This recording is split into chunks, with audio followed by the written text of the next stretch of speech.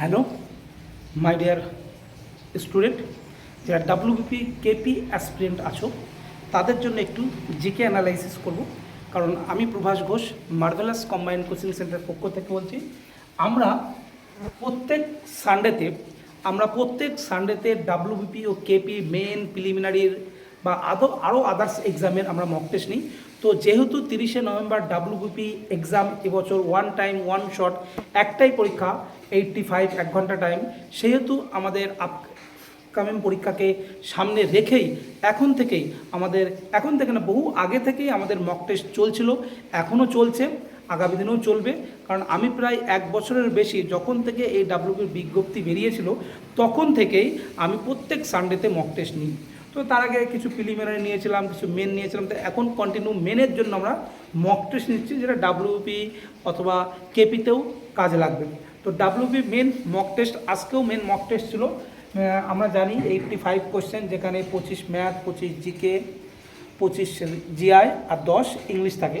তো আজকে আমি যে ডাব্লিউবি কেপি মেন এক্সাম নিয়েছিলাম তার যে 25টা জিকে থাকে জেনারেল নলেজ, সেই 25টা জিকে নিয়ে আজকে একটু অ্যানালাইসিস করব।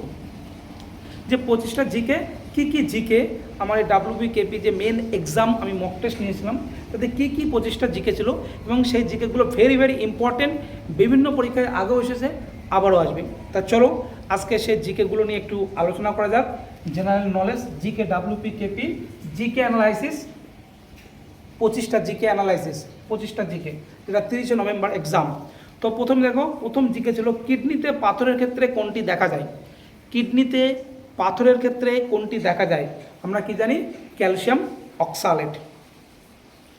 আবর্জনা নষ্ট করার সবচেয়ে ভালো উপায় হলো কি? এখানে অপশান ছিল ভার্মিকালচার, ইনসাইনারেশন, ল্যান্ড ফিলিং, বার্নিং। তাহলে অ্যান্সার হবে কি?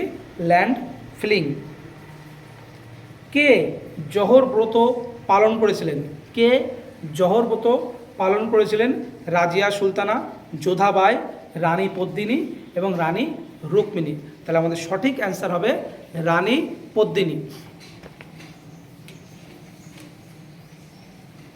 নেক্সট একটা কারেন্ট অ্যাফেয়ার ছিল, মিজোরাম ও গোয়ার পর কোন রাজ্য ভারতের তৃতীয় পূর্ণ শিক্ষিত রাজ্যের স্বীকৃতি লাভ করেছে? কোন রাজ্য? সেটা হলো ত্রিপুরা। এক কক্ষ বিশিষ্ট আইনসভা আছে এমন একটি রাষ্ট্রের নাম, সেটা হলো আমাদের প্রতিবেশী কান্ট্রি চীন বা চায়না। দুধ থেকে ক্রিম আলাদা করা যায় ওয়াককে কোন কিসের কারণে? দুধ থেকে ক্রিম আলাদা করা যায়, ওই ঘটনাকে কি বলে, ঘটনার কারণটা কি? অপশান ছিল অভিকর্ষজ বল, সংযোগসী বল, অপকেন্দ্রিক বল, ঘর্ষণ বল। তাহলে সঠিক অ্যান্সার কী হবে? অপকেন্দ্রিক বল। হলুদ আলো কুয়াশার আলো হিসেবে ব্যবহৃত হয়, কারণ হলুদ আলোর কি হয়? কারণ হলুদ আলোর লাল ও কমলা রং ছাড়া বাকিদের মধ্যে তরঙ্গদৈর্ঘ্য সবথেকে বেশি, কিন্তু লাল আলো থামার সিগন্যাল হিসেবে ব্যবহৃত হয় এবং কমলা আলো লালের সঙ্গে সমসাময়িক বলে বর্জিত হয়। স্বল্পমোচন প্রক্রিয়াটি কোন ধরনের আবহবিকার? স্বল্পমোচন প্রক্রিয়াটি কোন ধরনের আবহবিকার? এটা হলো যান্ত্রিক আবহবিকার। যান্ত্রিক আবহবিকার। অঙ্গার নাটকটির রচয়িতাকে? অঙ্গার নাটকটির রচয়িতাকে উৎপল দত্ত। কুনবি কয়সু দন্তান্ন বয়সী কুনবি বলা হয় কোথাকার কৃষকদের, মানে ভারতবর্ষের কোন রাজ্যের কৃষকদের কুনবি বলা হয়? সেটা গুজরাটের যারা কৃষক আছে সেই গুজরাটের কৃষকদের বলা হয় কুনবি। গ্র্যান্ড ব্যাংক নামক মগ্নচড়াটি কোন মহাসাগরে অবস্থিত? গ্র্যান্ড ব্যাংক নামক মগ্নচড়াটি কোন মহাসাগরে অবস্থিত? আটলান্টিক মহাসাগর। আটলান্টিক মহাসাগর। লোকসভায় কমপক্ষে কতজন সদস্যের উপস্থিতিকে কোরাম বলে? 1/10। কালকুট কার ছদ্মনাম? সমরেশ বসু। কোন দুটি রাজ্যের যৌথ প্রকল্প হলো গণ্ডক প্রকল্প? Very very important question. কোন দুটি রাজ্যের যৌথ প্রকল্প হলো গণ্ডক প্রকল্প? বিহার ও উত্তরপ্রদেশ। বিহার ও উত্তরপ্রদেশ। ভারতীয় সংবিধানের কোন ধারায় যে কোনো ধরনের অস্পৃশ্যতাকে অসাংবিধানিক হিসেবে ঘোষণা করা হয়েছে? সেটা কত নম্বর আর্টিকেল? 17 নম্বর আর্টিকেল। আরও একটা কারেন্ট অ্যাফেয়ার্স, 2024-25 সালের স্বচ্ছ সার্বেক্ষণ অ্যাওয়ার্ডসে কোন শহর সবচেয়ে পরিচ্ছন্ন শহরের খেতাব অর্জন করেছে? সেটা হলো মধ্যপ্রদেশের ইন্দোর। ভারতের সঞ্চিত তহবিলের দায়িত্ব রয়েছে কোন ব্যক্তির হাতে? ভারতের সঞ্চিত তহবিলের দায়িত্ব রয়েছে কোন ব্যক্তির হাতে? প্রধানমন্ত্রী, স্পিকার, অর্থমন্ত্রী, রাষ্ট্রপতি।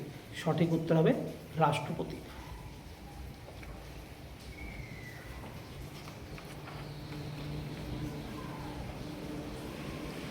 বনস্পতি শিল্প উৎপাদনে কোন প্রভাবক ব্যবহৃত হয়?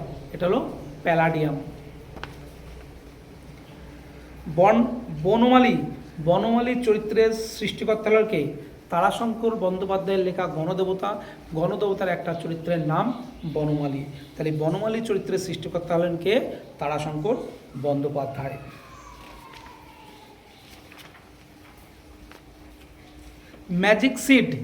ম্যাজিক সিড বইটির লেখক কে? ভিএস নৈপাল। ম্যাজিক সিড বইটির লেখক কে? ভিএস নৈপাল। ক্রায়োজেনিক কি? নিম্ন তাপমাত্রা সম্পর্কিত বিজ্ঞানসম্মত জ্ঞান। নিম্ন তাপমাত্রা সম্পর্কিত বিজ্ঞানসম্মত জ্ঞান। পৃথিবীতে ইউরেনিয়ামের সর্বোচ্চ ভাণ্ডার কোথায় অবস্থিত?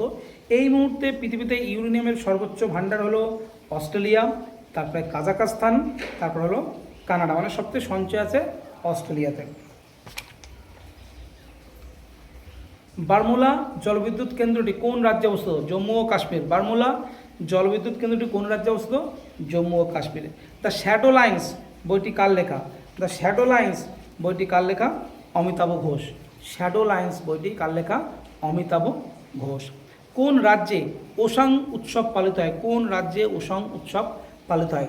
মণিপুর। তাহলে এই ছিল আজকের যে মক টেস্ট নিয়েছিলাম, সেই মক টেস্টের ডাব্লিউবিপির মেন মক টেস্ট 85 কোশ্চেনের 1 ঘন্টা টাইম নিয়ে তার যে 25টা জিকে ছিল, সেই 25টা জিকে অ্যানালাইজ 25টা যে জিকে ছিল সেটা নিয়েই আলোচনা করলাম। তো আগামী দিনে এই টোটাল পরীক্ষা যেটা নিয়ে থাকি আমি প্রত্যেক সানডেতে, সেই পরীক্ষা নিয়ে সম্পূর্ণ আলোচনা করব এবং আরও ভিডিও থাকবে তোমাদের জন্য, যাতে তোমরা উপকার হয় এবং তোমাদের ভবিষ্যতে অবশ্যই কাজে লাগে এবং যেটা পড়ে তোমরা যেন চাকরিটা পেতে পারো। তো ভালো লাগলে অবশ্যই লাইক, কমেন্ট, শেয়ার করবে এবং সাবস্ক্রাইব করতে কিন্তু ভুলবে না। আরও নতুন ভিডিও আসবে তোমাদের সামনে।